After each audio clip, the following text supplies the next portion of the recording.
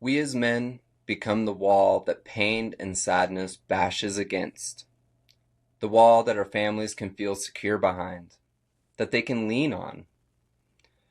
We are the shade against the searing summer sun and the dry seasons of life. We stand through the rain and the snow, ever bolstered by our duty. But those in the safety of the wall, they grow, become strong, while the wall is weakened from life's storms. As men, we must give our very essence to those we love so that they might have the best life possible. Grains of stone forever washed away in the downpour. We ask this of ourselves subconsciously, which is why we struggle so hard. We feel alone in our task. The shield is held in lower regard than the sword, yet the sword is twice as deadly wielded behind the shield. Raise your children to be the sword, that they may strike out at life from behind you, the shield. Give them the ability to be fierce and unafraid, that they might go out into the world with full hearts and create the change we need. Your sacrifice allows them the foundation to build. How do you become the wall without losing yourself? The great conundrum for men. Too many thoughts swirling in your head, too many directions you're being pulled. You have to focus. Become the man you need to be. Change your perspective and see the world in a new way. When the storms come, you can help those that you love get through mentally without crumbling yourself. You must be finite in your purpose and have a clear mind to maintain this kind of strength. You have to be consistently bettering yourself mentally, because this world will come at you full strength without any quarter. Wouldn't you train yourself physically before a physical fight? This is why we must always pursue a higher consciousness and better ways of thinking. The wall is strong because its stones were forged over thousands of years of pressure, and you too must forge yourself in the pressures of life. Keep your mind sharp and your heart full, for these are your sword and your shield. Welcome back to the Live On podcast. I'm Adam, your host. Today I'm going to talk a little bit about, being a man and a father particularly, and why it's so important that we as fathers are strong and focused. I think so many of us get distracted by things in life. We're trying to make as much money as we can so our families have a good life and have everything they could want or need. And that's okay. But you can't get lost in something like money, something that is purely of this world. A lot of us get distracted by extracurriculars, you could call them, like drinking or even drugs. And we stop trying to be the best version of ourselves. And all that does is leave your kids behind, because we are the wall. We are the thing that keeps them from feeling a lot of the horrible truths of the world. And I think it's important that we be that shield for them. That way they can be the sword. And it can drain you. It can drain you mentally so fast. You work your ass off to provide for your family. You stand up for them, give them the protection they need, and you hold them tight when they need strength. There's no length you wouldn't go to protect your family. But you got to keep yourself in check. It's easy to let the pressures of the world strain you until you burst, yelling at your children over the smallest things and turning a cold shoulder to your wife because you feel like everyone's turning to you and you have no one to turn to. It's easy to feel like no one cares when everyone looks to you for all their worries and all their fears. And you just have to be strong, and you feel like you have no one to turn to, no one to talk to. And obviously there's the stigma of men talking about their feelings. And I think it's stupid, because it's not like we don't have them. We still feel. We still get sad. We're still happy at times. We feel stress and fear and all these things, and we're just supposed to bottle it up and swallow it. Well, like I said, you can only bottle it up for so long before the bottle cracks, and then it spills out onto everyone you care about. So don't let that happen.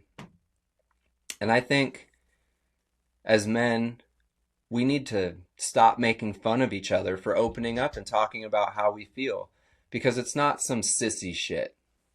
Okay? If that's how you feel, it's probably because you're dealing with a lot of shit and you don't have anyone to turn to, and you have to bottle it up. And so anyone else that, gets the luxury of letting it out, you don't know how to process that. And the easiest way is to just make fun of them or call them a pussy. But the truth is, they're not. They're doing the hard thing, right? And doing the hard thing usually means manning up. One of the organizations I really like is Man the Fuck Up. I have worked in the trades for 17 years now, my whole entire career. And obviously, if you're from that world, you understand that it's tough. Everyone's hard on each other. And in a lot of cases, you have to be. I mean, shit has to get done no matter what, right? Doesn't matter how you feel. You still got to build that house. You still got to put the roof on it. You still got to pour the foundation, whatever it may be. Doesn't matter if you hurt physically, you hurt mentally or emotionally. You have to get up and do it because your family is counting on you. But, we man up for those things, right? We man up and do the hard thing every day. So man up and do the hard thing and talk to somebody. Because that's what manning up is all about, right? Doing the hard thing. So man up, open up, talk to somebody. And I think one of the big struggles we have is we don't want to look weak to our wife or to our kids. And I don't think you should open up to your kids, because let them be kids, right? And that's okay. But, we feel like we can't open up to our wife because she'll see us as weak. And we don't want to be seen as weak. We're men, right? Especially to our wife, who is looking to us to be strong. And in some cases, your wife may look at you differently. That may be a valid fear. And I understand that. And I'm sorry if that's the case, but there are other people to talk to. And I think it's super important as men to be there for each other and quit making fun of each other for, opening up and letting it out, because that is doing the hard thing. That is manning up and doing what you don't want to do, but doing it anyway. And I think that's important. I think we need to support each other. I think we need to be the strength for others when they're feeling weak. And especially in this world, I mean, the weak get eaten, right? So instead of allowing other men to get weaker and weaker and get beat down until they're devoured, maybe we should help them and be there for them. Because if you're a man who has been in the darkness, you've been at the bottom, you've felt just the despair of being alone or feeling alone, you know what it's like. And if you have gotten yourself out of that, then you have the ability to reach back in to the darkness and pull somebody else out too. Be there for them.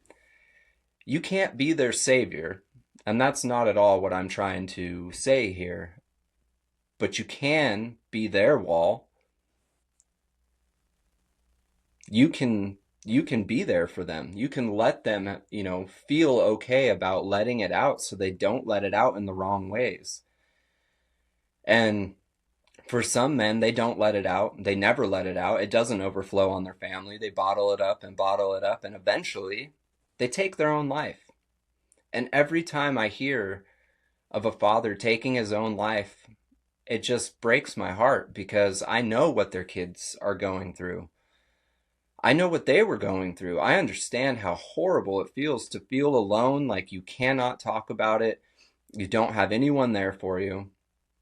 And so that's part of why I'm doing this podcast, so that we can build a community of men that are willing to be there for each other. They're willing to talk to you. I mean, I'm in some groups on Facebook, and some of them are great.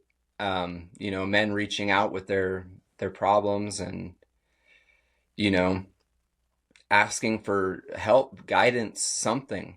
And I think just the action of opening up and even acknowledging that you're struggling helps a lot. And then when you do have people that you can talk to and work through it with and get advice from and guidance, and you can hear their stories, it helps. It helps a lot to know that somebody else has been there. They have gone through the darkest days and they have stepped out and they have learned to be better versions of themselves, because the better version of yourself makes you feel better about yourself. And when you feel better about yourself, you don't feel so vulnerable. You don't feel so weak. Because I think as men, some of us can feel so weak and yet still be the wall for everyone. We're so willing to step in the line of fire, and yet who is stepping in to help us, right? So as men, we need to be there for each other. We need to step up and do that.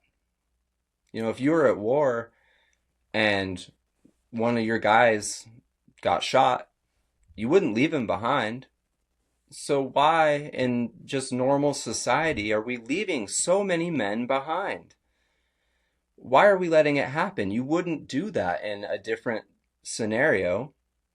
So don't do it now. And if you are a man who is struggling and feeling alone and you don't know where to turn or what to do about it, you feel like if you open up, you're weak, just like I said, think about it. Doing the hard thing is called manning up. That is a common term. So you're not weak. You're manning up and doing the hard thing. That's not weakness. Not at all. Not even close. That is being strong, being willing to say, I need help. And it's so hard for us as men to ask for help, especially when we're the one who does it all. An example from my life is, I'm the one who fixes the cars. I'm the one who fixes the house. I'm the one who takes care of the money and makes sure we always have it for whatever we need it for. I am the one who is always taking care of those things. And sometimes I'm laying under my truck trying to break a bolt loose, feeling weak, feeling mad, pissed off that it's even happened at all. Fuck this damn truck. How many times do I gotta fix it, right? And sometimes I need help. And shout out to my friend Darren for always being there to help me anytime I have ever asked him. He is there for me. And it's hard to ask for help because I feel like as a man, I should do it. I do it all the time. I always man up and handle it, right? But part of understanding that, you can't do it all, and that's okay. And I think, we really need to understand that sometimes we need help, especially when it comes to managing our emotions, because I've done it. I've yelled at my children over something silly because I was stuck in my head about something else, and then I just feel terrible about it. And you're not a bad father because you yell at your kids sometimes because you're overwhelmed. We all do it. And the biggest thing you need to do is recognize it, understand. I like to go back once I'm calm and sit down with my kids and, just say, hey, sorry, I messed up. I made a mistake.